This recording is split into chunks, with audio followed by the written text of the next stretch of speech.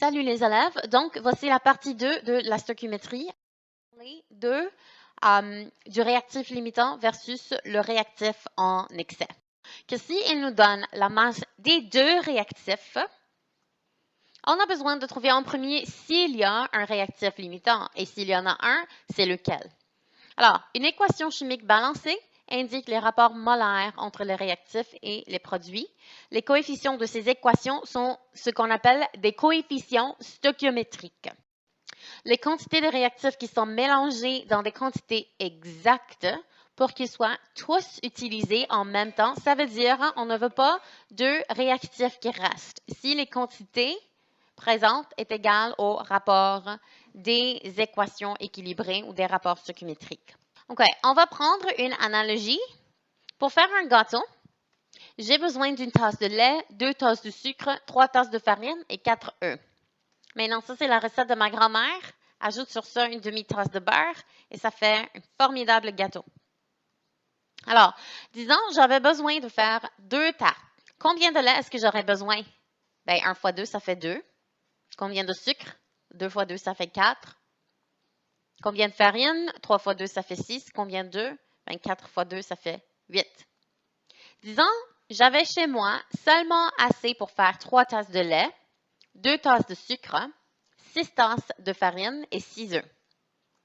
Quel est le maximum nombre de tartes que je pourrais faire avec ces ingrédients et pourquoi? Je peux seulement faire une tarte. Quel ingrédient me limite? Dans ce cas, ça va être le réactif limitant.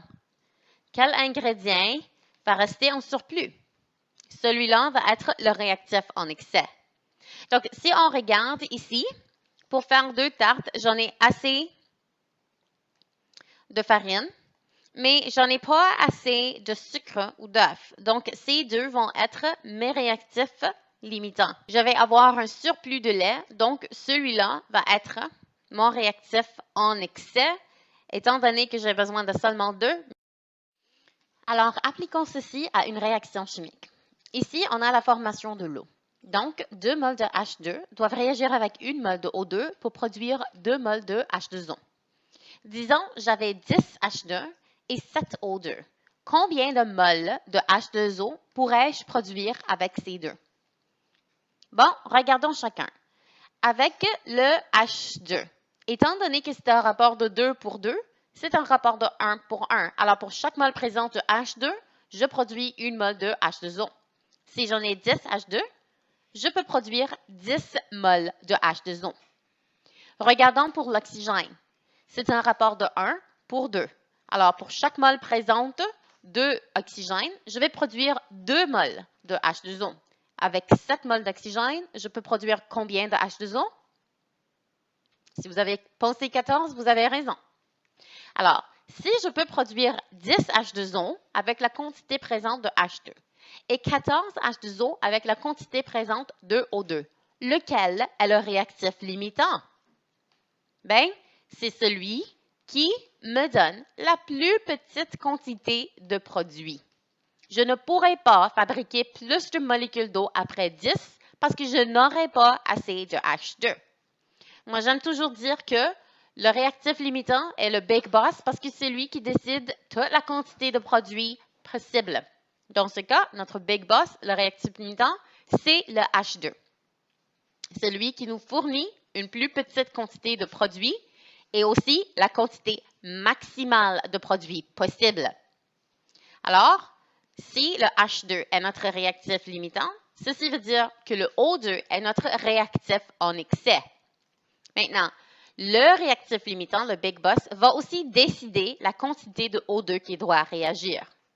Alors, si je regarde, le rapport est 2 pour 1. Une fois que j'ai décidé que le H2 est le réactif limitant, il va me décider combien de moles de O2 vont réagir ou doivent réagir. Alors, si j'en ai 10, ben, j'aurai besoin de la moitié de ça. Donc, 5 O2 vont ou doivent réagir. Selon la quantité présente du réactif limitant, j'ai seulement besoin de 5 moles de O2 pour réagir. Si j'en ai 7, après la réaction, il me restera 2 moles de O2.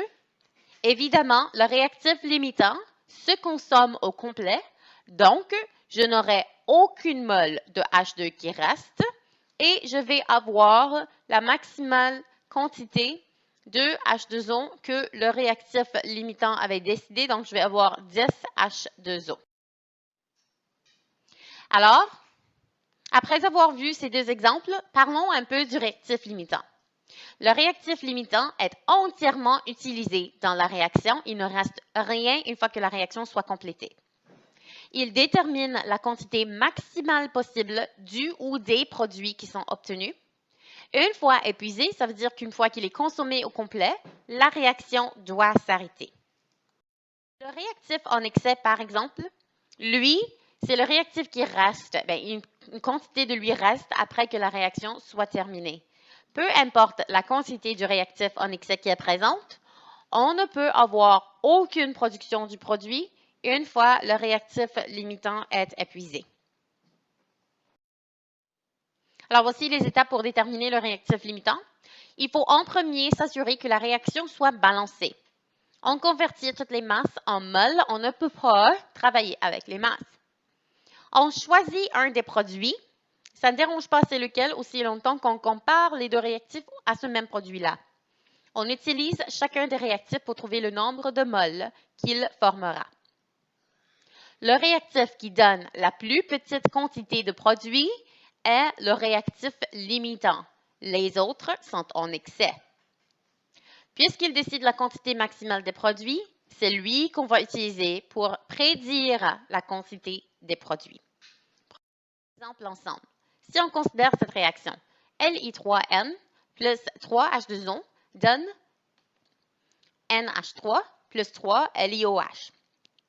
Si on a 4,87 g de nitrure de lithium qui réagissent avec 5,80 g d'eau, détermine le réactif limitant. Maintenant, je vais vous demander de prendre une petite pause pour essayer le problème avant de continuer avec la vidéo. Re-bienvenue. Alors, voici ce que vous aurez dû faire. Si je connais la masse du Li3N et je connais la masse de H2O, en utilisant leur masse molaire, je peux les changer en moles. Une fois que j'ai le nombre de moles, je vais faire mon rapport stoichiométrique. Alors, je vais me dire, pour une mole de Li3N, combien de moles de NH3 est-ce que je peux produire? Notez que dans cet exemple-là, j'ai choisi d'utiliser le NH3. Alors, je dois comparer mes deux réactifs au NH3. Alors, j'ai un rapport de 1 pour le Li3N. 0,14 moles de Li3N vont me donner 0,14 moles de NH3. Je fais la même chose avec les molécules d'eau. Alors, j'ai un rapport de 3 pour 1 pour chaque 3 moles de molécules d'eau qui sont consommées. Une mole de NH3 apparaîtra. Alors, 0,322 moles va me donner, je fais la règle de 3. Donc, fois 1 divisé par 3, ça me donne 0,107 moles de NH3. Alors, je vais me dire maintenant, quel réactif me donne la plus petite quantité de produit? Parmi les deux, 0,14 ou 0,107. Bon, la plus petite quantité, c'est celle qui est donnée par le H2O. Alors, le réactif limitant, c'est le H2O. Maintenant, je vais faire une petite remarque ici. Notez que j'avais plus de moles de H2O que de Li3N, mais ceci ne veut rien dire. Il faut en premier faire le rapport stoichiométrique et figurer le nombre de moles de produit. Je répète, ce n'est pas le réactif qui est présent en plus petite quantité qui est le réactif limitant. Pas nécessairement. Parfois, ça l'est selon le problème. Et les rapports, il faut en premier faire le rapport afin de déterminer le réactif limitant.